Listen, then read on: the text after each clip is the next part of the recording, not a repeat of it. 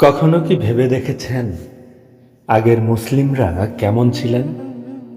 তাদের ঘর ছিল সাধারণ, পোশাক ছিল সাদামাটা, খাবার ছিল অল্প, কিন্তু ইমান ইমান ছিল পাহাড়ের মতো দৃঢ়।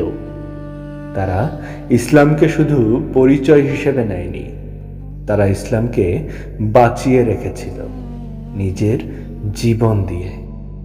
প্রিয় নবী মুহাম্মদ সাল্লাল্লাহু আলাইহি ওয়াসাল্লামের সাহাবীরা যখন ঈমান গ্রহণ করেছিলেন, তারা জানতেন এর মানে নির্যাতন আসবে, বয়কট আসবে, সমাজ ত্যাগ করবে।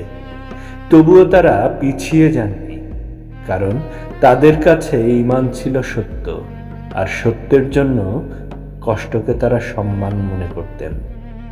ভাবুন তো, গরম মরুভূমির বালুর উপর শুইয়ে রাখা হচ্ছে, বুকে পাথর চাপা দেয়া হচ্ছে, তবুও মুখে একটাই শব্দ, আহাদ আহাদ, এক আল্লাহ। এই ছিল তাদের ঈমান।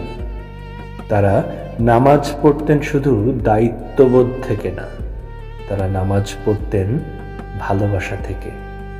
রাতে কাঁদতেন, দিনে সংগ্রাম করতেন, গোপনে দান করতেন, অন্যায় দেখলে দাঁড়িয়ে যেতেন। তাদের কাছে দুনিয়া ছিল ক্ষণস্থায়ী, আখেরাত ছিল চূড়ান্ত লক্ষ্য। আর আমরা আজ একটু সমালোচনা হলেই কষ্ট পাই, একটু সময় না পেলেই নামাজ ছুটে যায়, একটু লাভের জন্য সত্য ছেড়ে দিই।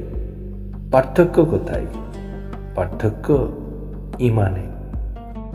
তাদের ঈমান ছিল জীবন্ত, আমাদের ঈমান অনেক সময় শুধু মুখের কথা, কিন্তু আশার কথা কি জানেন?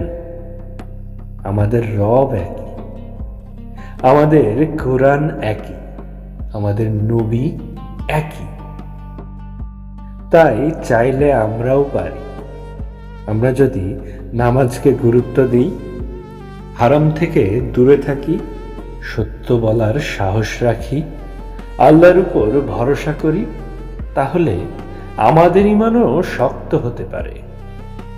পূর্ববর্তী মুসলমানরা কোনো ফেরেশতা ছিলেন না, তারা মানুষ ছিলেন, কিন্তু তাদের অগ্রাধিকার ছিল আল্লাহ।